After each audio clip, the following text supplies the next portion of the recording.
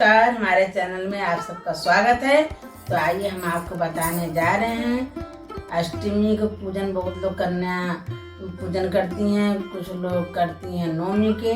तो आप पहले से माता रानी की तैयारी में लग जाइए। उनका तोहफा लाने के लिए, उनका उपहार लाने के लिए आप व्यवस्था करना शुरू कर दीजिए। जैसे कि कुछ लोग बर्तन देते हैं, माता रानी कुछ कपड़े ला के देते हैं, कुछ चुन्नी ला के देते हैं। तैयारी पहले से करना पड़ेगा। माता रानी के लिए आप करने के लिए क्या क्या करना है, क्या क्या नहीं करना है, तो आपको हम बताने जा रहे हैं। जैसे कि केला अनिवार्य होता है, दक्षिणा अनिवार्य होता है, और चुन्नी 9 कन्या करना चाहिए। 2 बरुए रखे जाते हैं, 2, एक हनुमान जी होते हैं, एक होते हैं भैरव बाबा।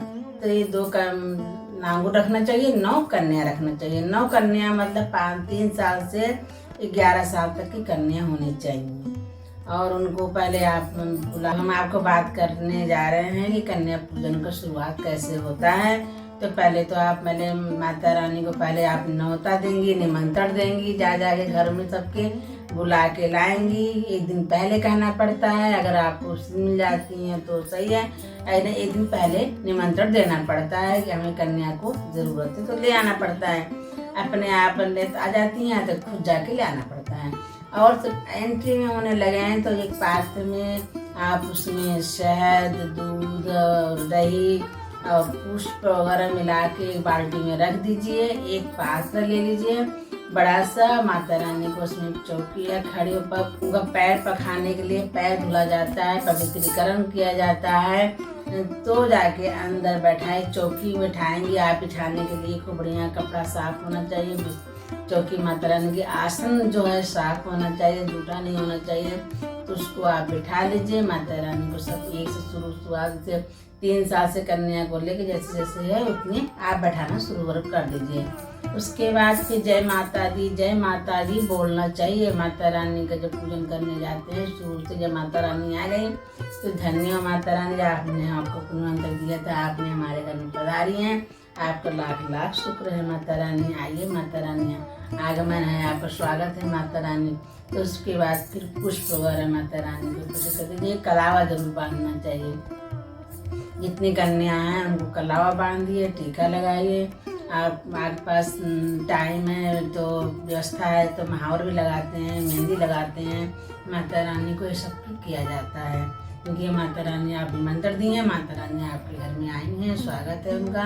तो उनको सब चीज़ किया जाता है। तो उसके बाद फिर करने के बाद माता रानी को चुन्नी उठाइए, नहीं तो मस्तक पर उनको चुन्नी आती है, बांध दीजिए। जय माता दी बोल के बांध दीजिएगा। उसके बाद फिर चंदन करिए। चंदन में अक्षत जरूर लगाना चाहिए। अगर अक्षत आप नहीं लगाना चाह रही हैं तो गुलाब के पत्ते भी ऐसे माता रानी को टीके में लगा दीजिए। फिर खाने में माता रानी का हलवा है, पूरी है, चने का बहुत प्राथमिकता है। चना जरूर होना चाहिए। तो चना जो है उबाल के उसमें हलवे में मिला के देना है आपको। पूरी, चना और नारियल काट के देना है। बहुत मतलब प्राथमिकता है देने का, इसका अनिवार्य माना जाता है।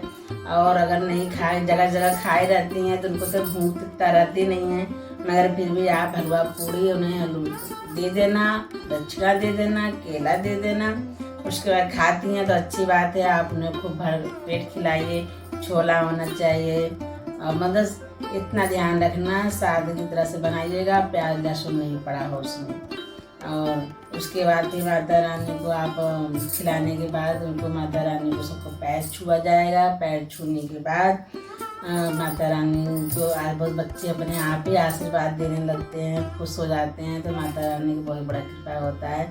जो बच्चे अपने आप आशीर्वाद से ऐसे करना, आप पैर छुओ तो कुछ बच्चे ऐसे होते हैं हाथ रख देते हैं, ऐसे हाथ रख देंगे सिर पे, इससे मतलब माता रानी आपका खुश हो गई हैं। अगर नहीं रखते हैं तब भी आप दुविधा में मत पड़िएगा। माता रानी हमारे हाथ पे, सिर पे हाथ नहीं रखती हैं, ऐसा कुछ नहीं है। तो बच्चे चंचल होते हैं, जल्दी जल्दी जाना होता है उनको, तो चले भी जाते हैं। माता रानी खुश तक भी रहती हैं, ऐसे कोई बात नहीं है। मन में विचार नहीं आना चाहिए ऐसे। और उसके बाद फिर माता रानी को आप दक्षिणा दीजिए।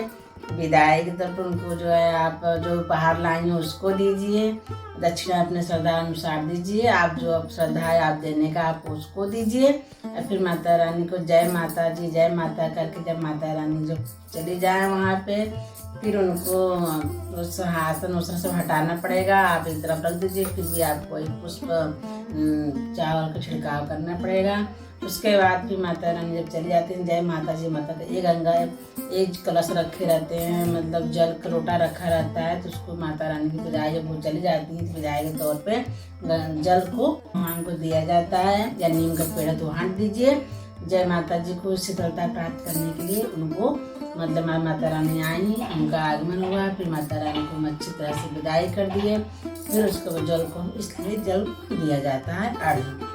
फिर जय माता जी थोड़ा सा जल बचा के लाइएगा, अपने पूरे घर में छिड़काव कर दीजिएगा, अपने ऊपर कर दीजिएगा और बच्चों को कर दीजिएगा।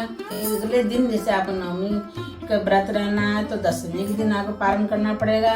अष्टमी का व्रत आपको कन्या पूजन करी है तो नवमी को पारण करना पड़ेगा। उस दिन खाया नहीं जाता है, कुछ फराहारी रहना पड़ता है, उस दिन अन्न नहीं ग्रहण करना चाहिए।